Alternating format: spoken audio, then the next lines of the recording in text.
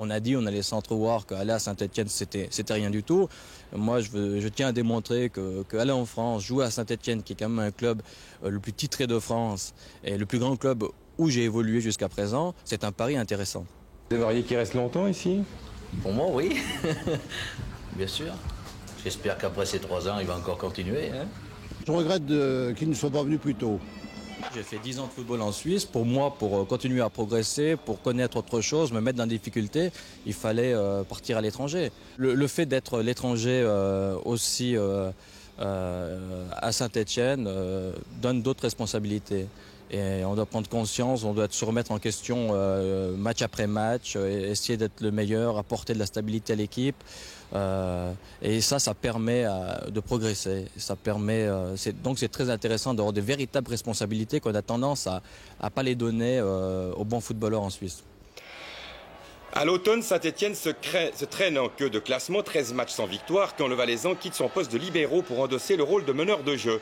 Alors la roue tourne. Aujourd'hui, Geiger dirige, oriente le jeu, mais diable, ce que les débuts ont été difficiles. Alain Didier nous avait été présenté comme une vedette dans son pays. Et évidemment, il n'a pas tout à fait confirmé la bonne réputation qu'on lui avait faite. Il faut tenir compte du contexte dans lequel il a dû évoluer, qui était évidemment très très difficile. Bien, je dirais qu'Alain Didier a surtout fait preuve de qualité morale assez extraordinaire en acceptant de jouer au milieu de terrain. Je dirais que pour lui, ce n'était pas évident, car en passant au milieu, il avait un petit peu l'impression, certainement, d'accepter de mettre sur son dos les mauvais résultats de l'équipe. Mais je crois que le rôle de Didier est très important parce que c'est un joueur d'expérience. Hier soir contre Nantes, candidat à une Coupe d'Europe, Geiger a réussi son match. Solidaire, efficace, précis, il est apparu comme un meneur d'hommes. Jamais on ne l'avait connu aussi à l'aise dans cette fonction. En bon capitaine, il a montré l'exemple sans chercher le coup d'éclat, mais avec obstination.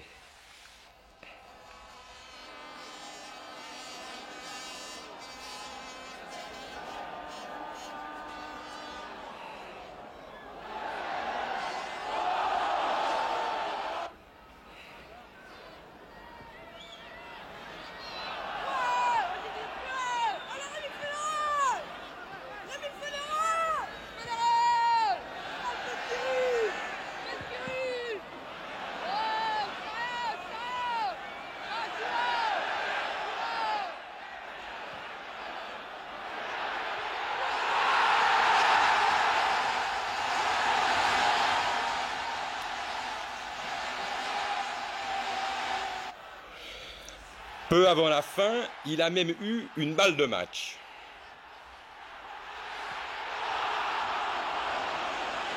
Là, je le connaissais depuis longtemps, depuis qu'il joue pratiquement. Et je pensais que c'est un joueur qui aurait pu jouer jusqu'à 40 ans en Suisse comme libéraux et sans tellement progresser.